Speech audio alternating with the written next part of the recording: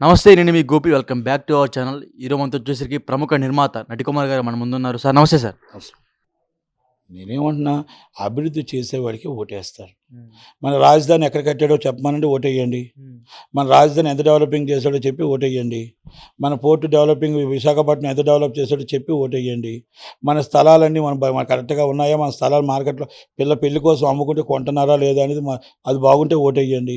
బిడ్డకు ఉద్యోగం కోసం తెలంగాణలో ఉద్యోగం కావాలా, బెంగళూరులో ఉద్యోగం కావాలా ఎత్తుక్కునే బదులు ఆంధ్రప్రదేశ్లో ఉద్యోగం దొరుకుతుందంటే ఓటేయండి. హ్మ్. కనుక ఇవన్నీ నిజంగా జగన్మోహన్ రెడ్డి గారు చేసుకుంటే హ్మ్. 170 సీట్లు 175 ఆయనే గెలుస్తాడు. హ్మ్. ఒకవేళ నిజంగా కానీ ఇవన్నీ చేయకపోతే ప్రజలు న్యాయ నిర్ణేతలు. హ్మ్. మే 13 2 ఓట్లు తీసుకొచ్చి ఎలాగేయాలో అలా వేస్తారు. 132 సార్లు మీరు బటన్ కొడితే 270 సార్లు ప్రజలతో మీరు బటన్ నొక్కించుకున్నారు. హ్మ్. కనుక ఆటో వాడు 10 సార్లు బటన్ నొక్కాడు. హ్మ్. రూ. 1000 10 సార్లు బటన్ నొక్కుతున్నాడు. హ్మ్. మీరు ఒక్కసారే బటన్ నొక్కుతున్నారు. కానీ వాళ్ళు 10 సార్లు రోజు 10 సార్లు బటన్ నొక్కుతున్నారు. హ్మ్. ఎక్కడ మా రాంగ్ రూట్ వెళ్తే రిటర్న్ డబ్బులు హ్మ్. ఇవన్నీ చలాన రూపంలో లాగేస్తున్నారు. చెట్టుకి వెళ్తే 10,000. కనుక ఇలాంటి ఎన్ని బటన్లు నొక్కుతున్నారు. హ్మ్. ఒక టూ వీలర్ మీరు వేసిన టూ వీలర్కి మీరు మామూలుగా వేస్తే టూ వీలర్లో అక్కడ మొత్తం టోటల్గా రిపేరు. రోడ్లు అంత బాగా ఉన్నాయి. ఏమడితే కాంట్రాక్టర్ డబ్బులు ఇవ్వలేదు అంటున్నాడు. హ్మ్. పంచాయతీ ఈవోల నుంచి మొత్తం డిపార్ట్మెంట్ల నుంచి అన్ని లంచాలు అవుతారు. అలాగే మీరు మోటార్లు పెట్టారు. మోటార్ వేయడానికి రైతు వెళ్తే రైతుకి ఏడీ వచ్చి లంచం అడుగుతాడు. మోటార్ కావాలంటే లంచం కావాలి, లంచం కావాలంటే మోటార్ కావాలి. ఆ రైతు ఆ నీళ్ళు ఎండిపోయి అక్కడ కూర్చున్నాడు. ఇలా ఎన్ని ప్రాబ్లమ్స్ ఉన్నాయంటే అన్ని ప్రాబ్లమ్స్ ఉన్నాయి. హ్మ్. ఈ చెప్పినవన్నీ నిజాలు, అబద్ధం కాదు. హ్మ్. ఈ అబద్ధాలు అని అంటే నా దగ్గరికి ఎవరైనా వస్తే హ్మ్. వాళ్ళకి నేను ప్రూఫ్స్తో సహితం చూపించి, ఇదిగో ఏడీ ఇలా తీసుకున్నాడు, ఇదిగో ఫోటో, ఇదిగో ఈ ఏఈ తీసుకున్నాడు, ఇదిగో ఫోటో, ఇదిగో ఎలక్ట్రికల్ ఇన్స్పెక్టర్ తీసుకున్నాడు, ఇదిగో ఇది ఫోటో, ఈ లైన్ మ్యాన్ అది తీసుకుంటున్నాడు, ఇదిగో ఫోటో, ఆ రైతు ఇంత అన్యాయం అయిపోయాడు, ఇదిగో ఫోటో అని ఫోటోలతో సైతం కావాలంటే చూపిస్తా. ఇది రాజకీయం కాదు. ఎంఆర్ఓ ఏం తీసుకుంటున్నాడు, ఎంఆర్ఓ క్యాస్ట్ సర్టిఫికేట్ ఏం తీసుకుంటాడు, వాలంటీర్స్ నిజాయితీగా సపోర్ట్ చేస్తున్నారు. Is grateful. వాలంటీర్స్ అనేది దాంట్లో కొంత వైసీపీ కార్యకర్తలు ఉండొచ్చు, అందరూ వైసీపీ కార్యకర్తలు కాదు. కనుక అలాంటి ఎవరైతే రిజైన్ చేస్తారో వాళ్ళు వైసీపీ కార్యకర్తలు. రిజైన్ చేయకుండా నిజాయితీగా ఉన్నవాళ్ళు 2 months రెస్ట్ తీసుకొని మళ్ళీ మేము గవర్నమెంట్ కాడికి వస్తాం అనుకున్న వాళ్ళు నిజమైన వాలంటీర్లు. కనుక అలాంటి వాళ్ళని మనం కంపల్సరీ 12,500 ఇచ్చి మనం సత్కరించాలి. 12,500 ఇవ్వాలి వాళ్ళకి సార్. గవర్నమెంట్ దగ్గర అంత డబ్బుందా? ఇవ్వకపోతే ఏం చేస్తారు? వాళ్ళు పని చేస్తున్నారు అక్కడ. వాళ్ళు ఉట్టిన అడగట్లే మీ డబ్బు, మీ ఇంట్లో సొమ్ము అడగట్లా. ప్రజల సొమ్మును తీసుకొచ్చి 50 మందికి వాళ్ళు మీకు ఏ సర్టిఫికేట్ కావాలి ఆ ఇంటికి 50 మందికి వాళ్ళకు సేవ చేస్తున్నారు. ఆ సేవ చేసుకున్నందుకు వాళ్ళు తగ్గట్టు జీతం ఇవ్వకపోతే వాళ్ళు ఉదయం తిండి ఏ అక్కో మజ్జిగ ఇస్తుంది, ఏ అక్కో ఇంత తిండి పెడతా అవి కాదు. మనం ఇవ్వాలి గవర్నమెంట్కి. 12,500 వాళ్ళకి ఎందుకు ఇవ్వకూడదు? వాలంటీర్స్ చంద్రబాబు వచ్చిన ఇవ్వాల్సిందే, జగన్మోహన్ రెడ్డిని ఇవ్వాల్సిందే. రేపు అనౌన్స్ చేయాలి మీటింగులు అనౌన్స్ చేయకపోతే 100% వాలంటీర్ మీరు గౌరవించలేనట్టు లెక్క. ఇద్దరిని మేబీ నిజమైన వాలంటీర్కి జాబ్ క్యాలెండర్ ఇవ్వాలంటే 12,500 స్టార్ట్ చేయండి. ఫస్ట్ జీతం 12,500 and first salary. Admin is 25,000. Government ఎంప్లాయీస్కి శాలరీ ఇవ్వట్లేదు, మళ్ళీ వీళ్ళకి ఎంత ఇస్తారా? గవర్నమెంట్ ఎంప్లాయీస్ సాలరీస్ ఇవ్వకపోతే గవర్నమెంట్ ఎంప్లాయీస్ ఊరుకుంటున్నారు ఏంటి?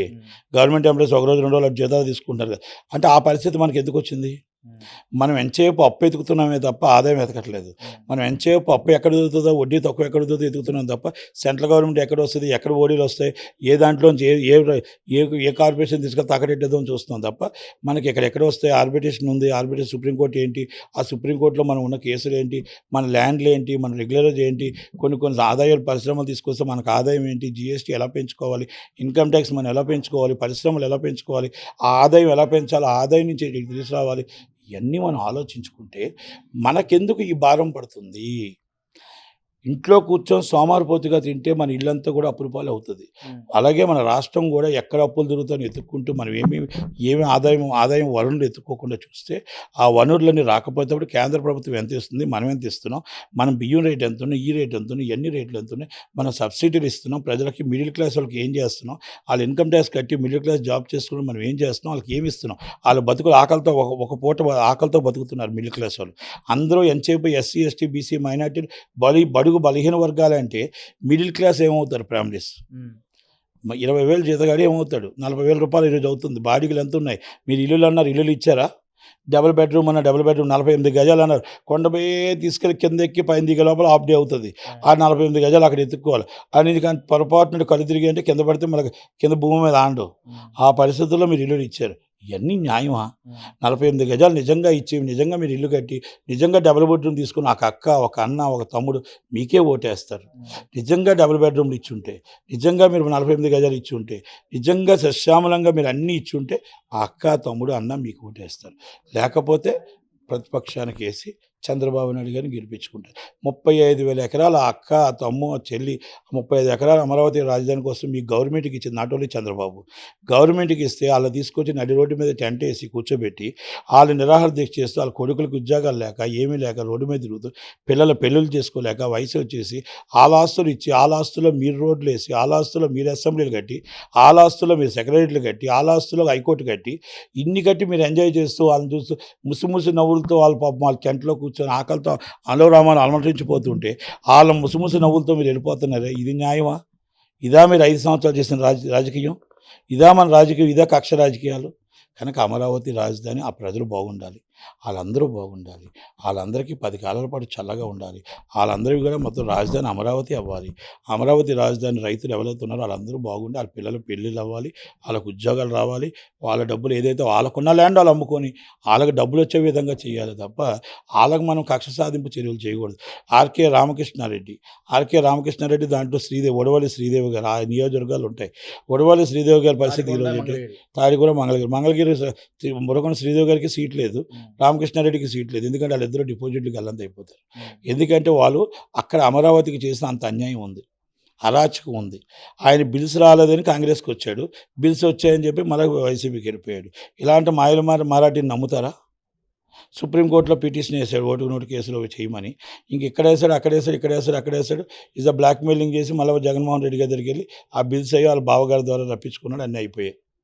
ఇవన్నీ నేను ఎందుకు చెప్తున్నానంటే మామూలు వేమిరెడ్డి ప్రభాకర్ రెడ్డి గారితో అయోధ్య రామరెడ్డి వీళ్ళంతా అన్నదమ్ములే, వాళ్ళంతా రిలేషన్సే. ఇవన్నీ నేను ఎందుకు చెప్తున్నానంటే నిజాయితీ రాజకీయం చేయండి.